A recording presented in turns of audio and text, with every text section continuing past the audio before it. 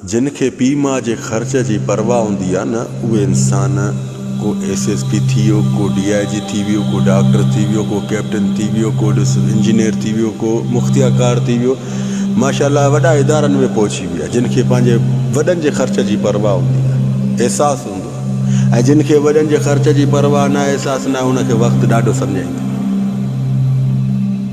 ॾिस न, जेके पंहिंजे अबे अमर जे ख़र्च जी एहसासु ई न कयो, ज़िंदगीअ में अहिड़ो सबक़ु मिलंदव जंहिंमें तव्हांखे इन्हनि वॾनि जी वॾी यादि ईंदव। तव्हां अहिड़ा क़दम खणो जो सुभाणे तव्हांखे उहो सहारो मिले जो बाक़ाइदे तव्हां सम्झो त असांखे वॾा कंहिं जाइ ते बीहारे विया। उहे क़दम न खणो जो सुभाणे तव्हांखे वॾनि ॾिनो बि आहे, पोइ बि न मञो त असांजे लाइ वॾा कुझु न करे विया।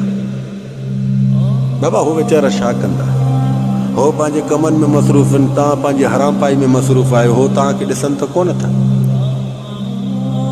ज़िंदगी जो हिकिड़ो गोल बणाए, गोल त मूंखे छा थियणो आहे, ओॾे फोकस ॾींदे त तूं कुझु थींदे।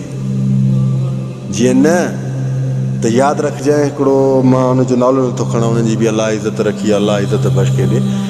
जे इंसान कख बि बर्दाश्त न कयो, ऐं वालिद साहिब बि हुनजे मथां हिकु कख बि बर्दाश्त न कंदो, ख़ुदा जो कसम पाणी जो गिलास हितो खणी हिते न रखनि। अॼु मां हिन परदेस जे शहर में सऊदी अरब में उन्हनि खे कुलनि ते ॿोरी थो ॾिसां,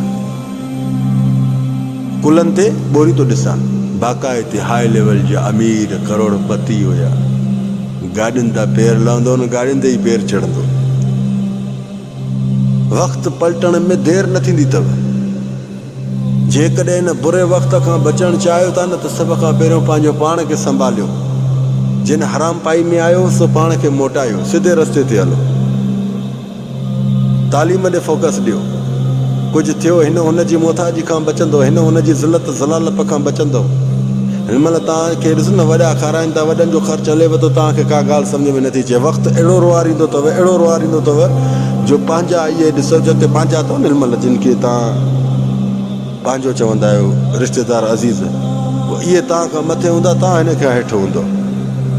अहिड़ो वक़्तु ई न अचणु ॾियो। पंहिंजी स्टडी ॾे फोकस ॾियो, पंहिंजी महिनत ॾे फोकस ॾियो न।